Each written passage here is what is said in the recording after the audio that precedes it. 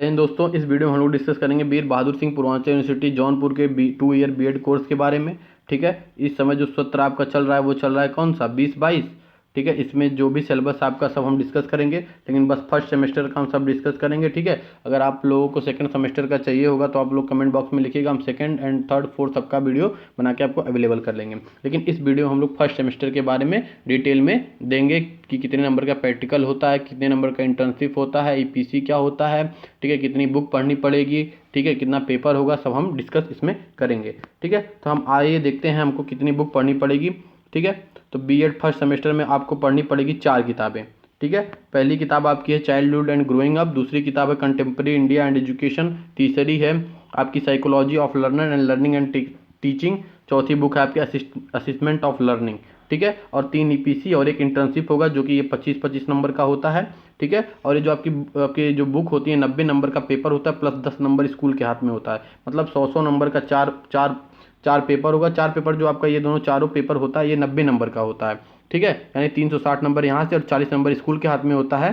ठीक, और ये 25-25 नंबर का आपका ईपीसी होता है और एक इंटर्नशिप 2500 नंबर, मतलब टोटल पूरा कितने का है 500 का।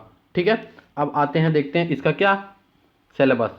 ठीक है, तो देखिए बीएड प्रोग्राम ड्यूरेशन, ये देखिए क्या क्या है इसके में रूल्स एंड रेगुलेशन है बीएड प्रोग्राम के। इसमें यही लिखा गया है कि आपके अगर आप बीएड में दाखिला लेना चाहते हैं तो आपका 55% होना चाहिए मैक्सिमम, और आपकी अटेंडेंस कितनी होनी चाहिए 80% होनी चाहिए।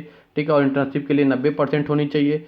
ठीक है, और इसमें यह भी लिखा गया है कि जो आपका स्कूल है वो एक हफ्ते में मैक्सिमम, ठीक है, मैक्सिमम कितना 200 वर्किंग डेज होना चाहिए एक साल में। ठीक है, एंड ठीक, जिसमें से आपका एग्जामिनेशन एडमिशन का वो छोड़कर, ठीक है, और आपका स्कूल एक हफ्ते में 36 आवर काम करना चाहिए। ठीक है, ये सब क्या है आपके वर्किंग डेज के बारे में। इसमें एलिजिबिलिटी है जो 50% होनी चाहिए और 55% होनी चाहिए। ठीक, एडमिशन प्रोसीजर ये है आपका, एडमिशन किसके के बेस पे होता था हमारा, एडमिशन होता था हमारा एंट्रेंस एग्जाम के बेस पे। ठीक, आगे बढ़ते हैं।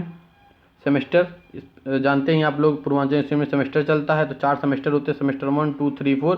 इसमें 75 नंबर का देखिए ईपीसी पहले सेमेस्टर में होता है, 25 नंबर का इंटर्नशिप, लेकिन ये इंटर्नशिप तीसरे सेमेस्टर में बढ़ जाता है, वो 200 नंबर का हो जाता है, देखिए।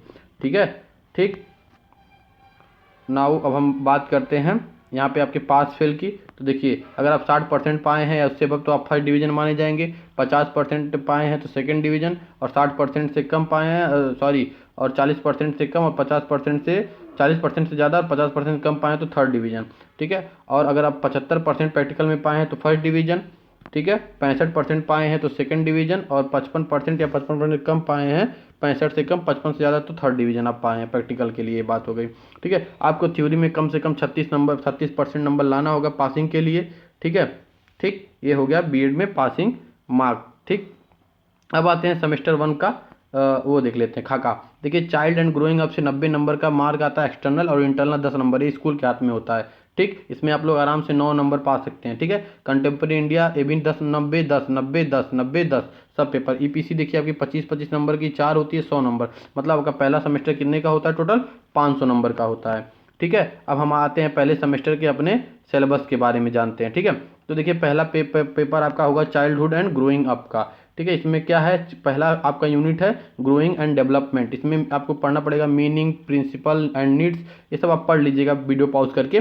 बस हम मेन टॉपिक बताते हैं इसमें। Growing and development, dimension of individual development, the effect of different agencies on development of child, ये आपको पढ़ना पड़ेगा। फिर इसके बाद यूनिट, इसमें 4 यूनिट मिलेगी, जिसमें दूसरा यूनिट आपका है understanding progress of dynamic social maturity, educational and social change, equalising education opportunities. ठीक है, अब यूनिट 3 में आपको पढ़ना पड़ेगा emergence of person and identity. ठीक, यूनिट 4 आपका थोड़ा देखिए लेंदी है, एजुकेशन एंड डेमोक्रेसी साथ में लिया है, एंड ट्रांसैक्शनल स्ट्रेटेजीज। ठीक, अब ना आते हैं हमारे सेकंड पेपर पर। ठीक है, इसमें देखिए आप कौन कौन सी बुक ले सकते हैं। आनंद सीएल इल teacher and education in emerging India, NCERT New Delhi. ठीक है, गवर्नमेंट ऑफ इंडिया, ये सब क्या है आपके रेफरेंसेस हैं। ठीक, अब इसमें आपका सेकंड सेमेस्टर में दूसरा बुक क्या है कंटेम्प्रेरी इंडिया इन एजुकेशन, और उसके सिलेबस कुछ इस प्रकार है। ठीक है, उसके सिलेबस देखिए normality, vision of Indian education, vision of Indian education for Indian thinker, Rabindranath Tagore, MK. Gandhi, Aurobindo Ghosh, ठीक है, जे कृष्णमूर्ति, इनके बारे में आपको पढ़ना पड़ेगा। यूनिट 3 है contemporary India schooling concern and issue.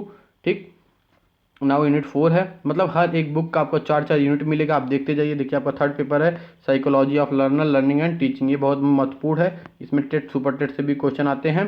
देखिए इसमें भी 4 यूनिट आपको पढ़ना पड़ेगा। Development and learning, mental process of learner, unit 3। ठीक है, आप वीडियो पॉज करके लिख लीजिएगा अगर आपको नहीं समझ में आ रहा है तो।